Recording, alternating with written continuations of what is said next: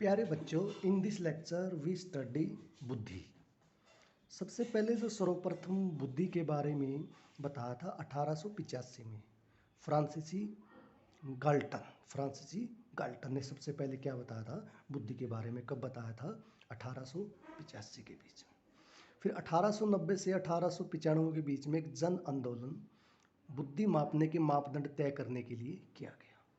कहाँ पर किया गया था? जो 1890 में पेनिसिलिनिया विश्वविद्यालय, वहाँ पे किया गया था। 1890 से और 1895 के बीच में जो बुद्धि के बारे में जो स्टडी हुई थी उसको मनोविज्ञान का बंजर काल कहा जाता है। वहाँ पे कोई स्टडी नहीं हुई थी। अब सबसे पहले आया कि बुद्धि जो मानव की तत्परता पर निर्भर करती है। तात्कालिकता। बुद्धि मानव की क्या क्या काम आती है? बुद्धि मानव की तत्परता पर, मानव की तात्कालिकता पर, समायोजन पर, समस्या समाधान की शक्ति होती है। अमूर्त चिंतन करने में भी बुद्धि का बहुत बड़ा रोल होता है। सबसे पहले रास ने बुद्धि जन्मजात शक्ति है। बुद्धि कैसी शक्ति है? आपकी जन्मजात, जो वंशानुक्रम से प्राप्त होती है। आपकी बुद्धि है जो जन्मजात शक्ति है और जो वंशानुक्रम से प्राप्त होती है। लेकिन बुद्धि आपकी वातावरण और वंशानुक्रम का गुणधर्म मतलब गुणनफल है। हमेशा बुद्धि आपकी वंशानुक्रम और साथ में आपके आसपास का जो वातावरण है उस पर क्या करती है? डिपेंड करती है, हमेशा उसकी प्रभावित रहती है। सबसे पहले बुद्धि का परीक्षण, प्रथम बुद्धि परीक्षण 1905 में अल्फ्रेड बीनी ने किया था। अल्फ्रेड बीनी ने बुद्धि का परीक्षण किया। इसमें कितने क्वेश्चन रखे थे? 30 क्वेश्चन रखे थे। किन बच्चों के ऊपर किया था? 3 से 14 वर्ष के बालकों के ऊपर किया था। जो प्रश्न थे वो कैसे थे? सत्य और असत्य के, हाँ या ना के, या मिलान करने के। तो प्रथम बुद्धि परीक्षण को बोला जाता है बीने साइमन बुद्धि परीक्षण। इसके बाद दूसरा द्वितीय बुद्धि परीक्षण किसने किया था? कि जो पहले 1905 में जो अल्फ्रेड बीनी ने दिया था उसका ही संशोधन किया था अल्फ्रेड बीनी ने 1908 में। क्या किया इसने? मानसिक, यहाँ पे 1908 में अल्फ्रेड बीनी ने मानसिक आयु नाम की एक डेफिनेशन दी कि मानसिक आयु क्या होती है। जैसे बेसल एज कहते हैं, या ऊपर होना, या टर्मिनल एज क्या होती है? आपकी कम होना। तो यहाँ पे क्या रखा? पहले उन्होंने जो 30 क्वेश्चन रखे थे, यहाँ पे क्वेश्चनों की संख्या बढ़ा दी उन्होंने। कितने क्वेश्चन किए? 59। और जो क्वेश्चन का जो सत्र था, पहले परीक्षण के अंदर जो सत्र था वो बहुत आसान था।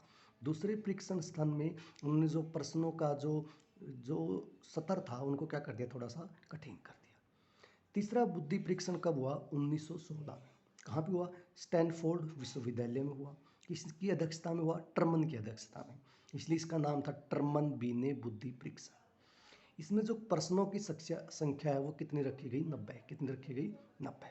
और प्रश्नों को विस्तार पूर्वक मतलब बढ़ा चढ़ा के लिखना होता था। विस्तार पूर्वक पूरा क्वेश्चन का आंसर होना चाहिए। उसके अंदर जो उसने पूछा है उसके बारे में सारी डिटेल होनी चाहिए।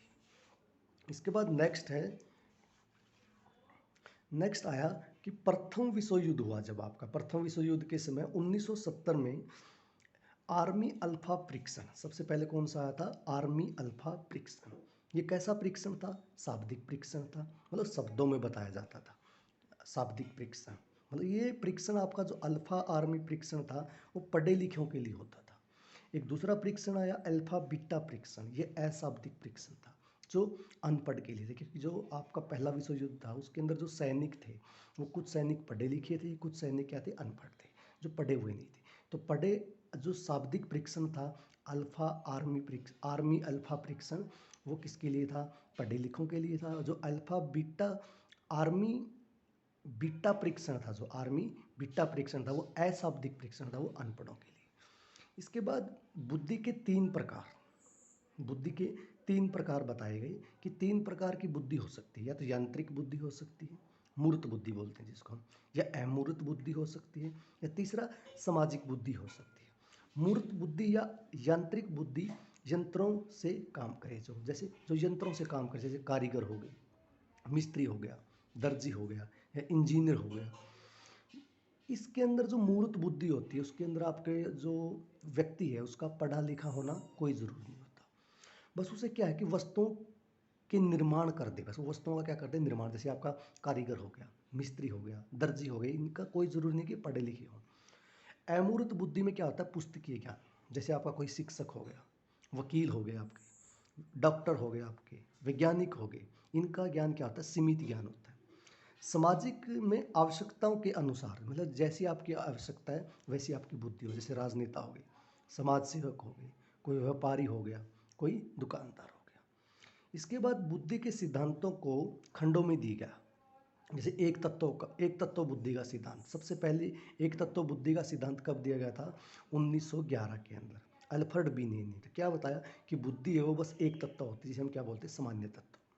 इसके बाद क्या दिएगा? द्वितत्व, बुद्धि का द्वितत्व का सिद्धांत। द्वितत्व का जिसने किसने दिया? स्पीयरमैन ने।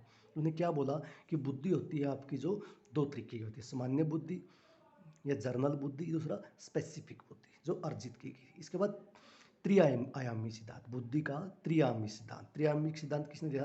गिलफर्ड ने दिया था। इसके बाद बहुतत्वों का सिद्धांत थारनडाइक, किसने दिया था? थारनडाइक ने। और बहुबुद्धि का सिद्धांत किसने दिया था? हार्वर्ड गार्डनर ने। बहुबुद्धि का सिद्धांत हार्वर्ड गार्डनर ने। समूह तत्वों का सिद्धांत किसने दिया था? थर्स्टन और केली ने। किसने दिया? थर्स्टन और केली ने।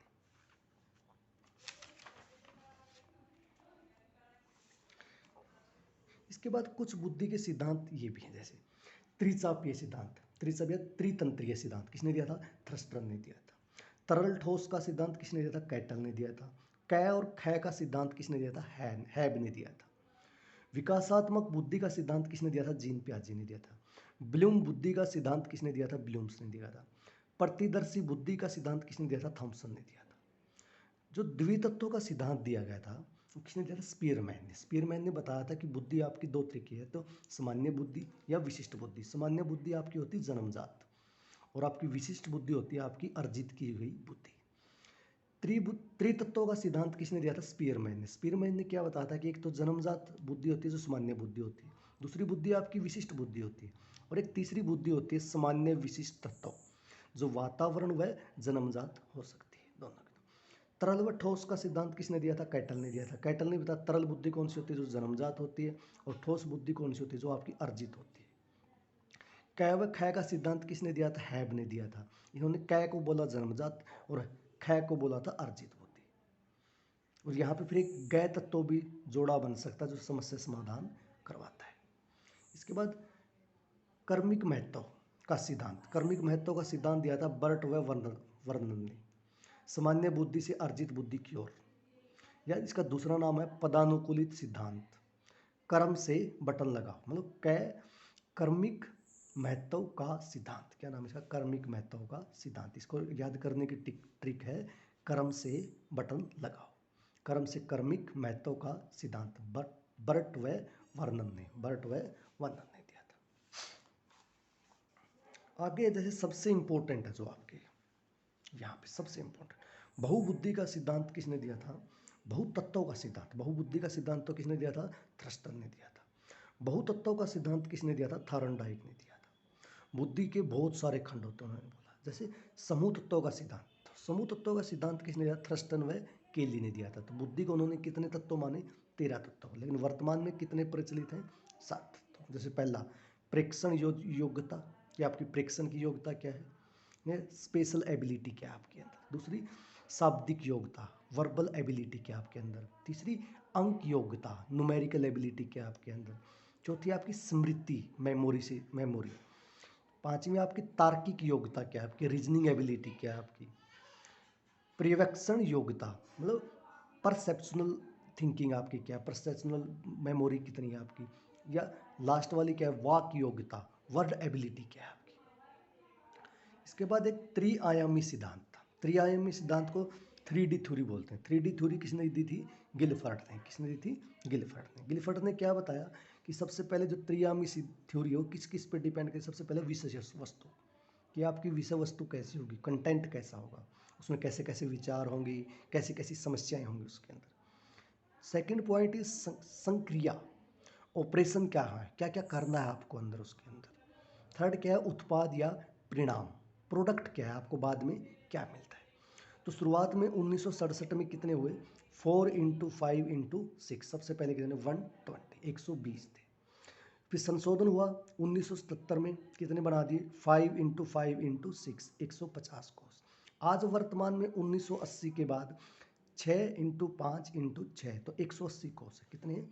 त्रियामी सिद्धांत के अंदर कितने हैं? 180 कोस।